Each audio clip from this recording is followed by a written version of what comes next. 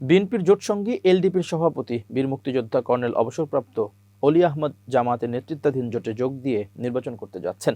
রোববার জাতীয় প্রেস ক্লাবে এক সংবাদ সম্মেলনে বিষয়টি জানান জামাত আমির ডাক্তার শফিকুর রহমান। এর আগে গত শনিবার দলটির প্রেসিডিয়াম সদস্যদের দীর্ঘ বৈঠক শেষে সর্বসম্মতিক্রমে এই সিদ্ধান্ত নেওয়া হয় বলে গণমাধ্যমকে জানান কর্নেল অলি। তবে দীর্ঘদিনের মিত্র বিএনপিকে ছেড়ে অলি কেন জামাতের সঙ্গে জোটবদ্ধ হলেন তা নিয়ে চলছে বিশ্লেষণ। মূলত আসন সমঝোতা না হওয়ায় আগামী জাতীয় সংসদ নির্বাচনে জামাত জোটে অংশ নেওয়ার সিদ্ধান্ত নেয় এলডিপি।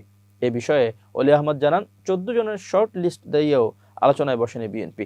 এলডিপি জানিয়েছে জোটগত সমঝোতার লক্ষ্যে বিএনপিকে 14 জনের একটি শর্ট লিস্ট দেওয়া হয়েছিল, তবে ওই তালিকা থেকে কাউকে দিতেই হবে এমন কোনো বাধ্যবাধকতা ছিল না। কর্নেল অলি গণমাধ্যমকে বলেন, আমরা বলেছিলাম 14 জনের মধ্যে থেকে যাদের উপযুক্ত মনে হবে অন্তত 8-10 জনকে বিবেচনায় নিলেই আমার দল টিকে থাকবে।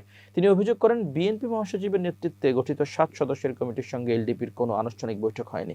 এলডিপির নেতারা 2 ঘন্টা বিএনপি কার্যালয়ে অপেক্ষা করলেও আলোচনা হয়নি। কেবল আনুষ্ঠানিকভাবে এককভাবে কয়েকজনের সঙ্গে কথা বলা হয়েছে।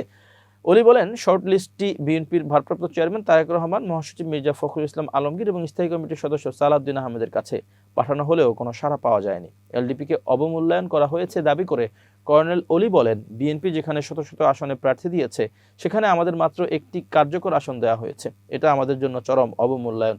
তিনি আরও বলেন, আমাদের দল চাঁদাবাজি করে না, দলের নেতারাই নিজেদের পকেটের টাকা খরচ করে এত বছর দল চালিয়ে এসেছে, অথচ শেষ পর্যন্ত দেখা গেল ছাগল আর গরুর দাম একই।